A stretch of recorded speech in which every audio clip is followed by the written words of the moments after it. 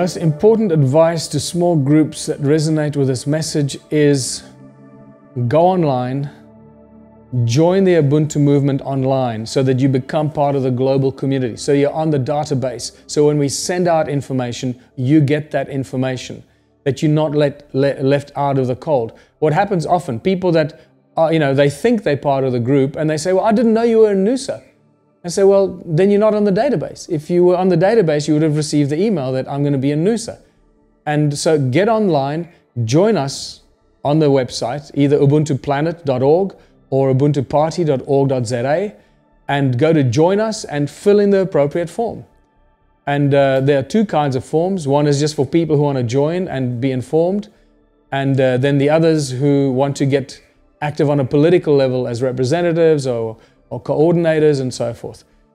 So go online, join us, and then once you've joined, start up meetup groups. Get a video, one of these videos, or one of the workshops, anything that is available online. Call a meetup group, people that you think might be interested in this, and show a video, and then have a discussion afterwards. Drink some beer, have some wine, drink some tea, have some cake, make a pot of curry and rice, have a fun day and discuss this, because it should be a liberating thing, not a dark and like, ooh, we want to get away from that. We want to get away from the fear-mongering and the dark. Oh, did you know this terrible stuff happened in the past? This is exactly what we're trying to overcome. So when we talk about the foundation information, which is important, we need to know what happened in the past so that we know what not to do in the future. So when we lay that foundation down, that's not to drive fear into people. It's to fill you with joy and bliss, so that you know that we know where we're going. We're going up, we're rising into higher consciousness, we're finding simple solutions to get ourselves out of the mess and the misery. And let these meetup groups become these think tanks of what we can do, how we can improve our society, our community. And there are so many brilliant minds and brilliant people. When they start thinking out of the box, man, this thing just explodes exponentially. And it's such positive energy, and you never know what's going to come out of it. And these meetup groups, you don't have to talk about this. Just have a function. Invite all these people. Have a fun time, but at least you know you're in a group and a company of people that are open-minded. You don't have to be scared of what you say and be ridiculed and chastised for your views. So this is a comfort zone for people that want to express themselves, and they don't have to be afraid. And most of us have a calling in life. I grew up as a musician. I always thought I was going to be a musician all my life until I reached the age of 28. I suddenly went, okay, well, I'm not going to be a musician, and suddenly some things shifted, and I followed the energy stream, the river of life. I just suddenly said, okay, well, I don't have to do this anymore. I don't have to prove anything to anyone. I know I can sing. I know I can play. I know I can write music. So let's move on to the next thing. And that's I think critical for people to recognize their passions. We are born with specific talents. If we don't use those talents in the early part of our lives, we often lose some of those talents and abilities. That doesn't mean we lose them completely. We just forget about them. And the moment we open ourselves to a little bit of more freedom that we're not used to in the world today, these passions and our talents and abilities start rising to the surface. So just start reminding yourself of your childhood. What were you doing at the age of 5 and 6? Where did you live? What did you do from day to day? Where were you at the age of 10, 11, and 12? What were you doing? And I think about the things that I was doing, and I think about the fact that I had my own darkroom developing film, and the negative film, mixing our own chemicals to develop the negative, so we can actually then go develop make the negatives into photographs. And we experimented with light in dark rooms, and we had our own music studio. We were recording stuff, and we were making little crystal radio sets. So we went and broadcast our own little radio messages to ourselves, from across the road to my friend's house across the road and so forth. So we were constantly doing all these weird things, and suddenly you start reminding yourselves of what your passions were as a young child, because most of us have forgotten what our passions were because we've been beaten out of us by the education system. So one of the deepest, saddest things I find when I ask people this, and corporate people, successful business people, when I ask them, what were your childhood passions and your childhood dreams? The most common answer I get I can't remember. And that is really sad. So what we need to do is go back and put yourself where you lived, the house you lived in, the friends you went to school with, and those memories will start flooding back. And you'll start remembering where you played, what you did, and the horses you rode, and how that affected you, what you became today. This is such a good and important question, because it comes up often in the workshops and the meetings about, well, how are you going to elect a council of elders? Isn't that a corruptible process? If you think of it from a capitalistic perspective and the way that we're exposed to voting today, yes, then it is a corruptible process. But the way we intend doing it is completely uncorruptible, because it's an open voting system.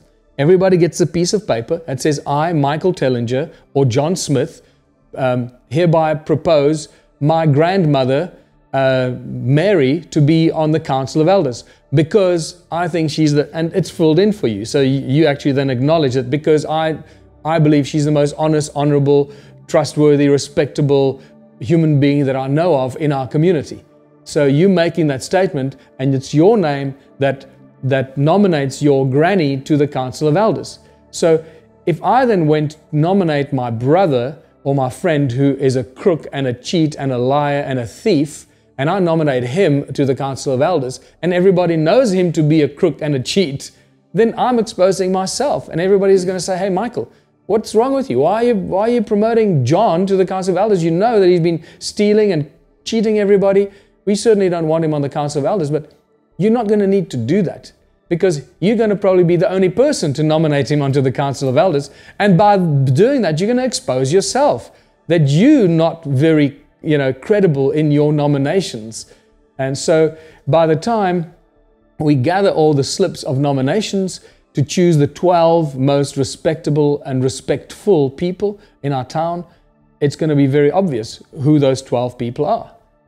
You start with the largest number of nominations, and you end at the 12th most nominated person. The core skills of a council of elders is not necessarily skills, but it's a resonance with the community, being members of the community, not having alternative agendas. Because in the beginning, the council of elders is going to still exist within a capitalistic model, within a capitalist town or a capitalist village or community. So those people need to be in all possible ways removed or remote from politicians or business people or bankers or anyone with an agenda that might have an agenda for themselves or their family or their friends, what they want to do in their community. So what we propose is that the Council of Elders does not allow anyone who's got a major business in the town, because their motives will probably not be aligned for the people, but they'll be thinking about their business. And things like, so there'll be certain criteria put in place for the nomination of a council of elders, and it'll be very different from the criteria in a political campaign. Think about it. Today in a political campaign, the more money you have, the more people look up at you, and the quite likelihood of a big crook you are, because to become very wealthy today, you have to pull a few strings along the path that may not be as kosher as we like them to be. So this is completely the opposite of that. And the Council of Elders' main single-minded objective is to make the decisions on a day-to-day, hour-by-hour, minute-by-minute basis. That's their job. It's their responsibility. We have no jobs. It's their responsibility in the community, right? Is to make decisions that'll be the best decision for the community. Not a best decision for you, Michael Tellinger, because, it's going to allow you to do this and that then is really not good for the others. Is if we allow you, or if we recommend that you start a bakery, is that going to benefit the community? And the answer is yes. If we allow you or recommend that we pool our resources to start, I can't even think of anything now. See, I'm already so in the zone of community projects that benefit the community. I'm struggling to find something that I will do that will not benefit the community. And that just shows you, I can't actually think of anything. I can't think of an example that I would like to do that's not going to benefit the community. Oh, actually, here's an example. I'm going to start a vault where I'm going to collect cash. That'll be my cash. Okay? Will the Council of Elders support and unite the community to help me create a huge cash vault for me that only benefits me? The answer is no, they're not going to do that.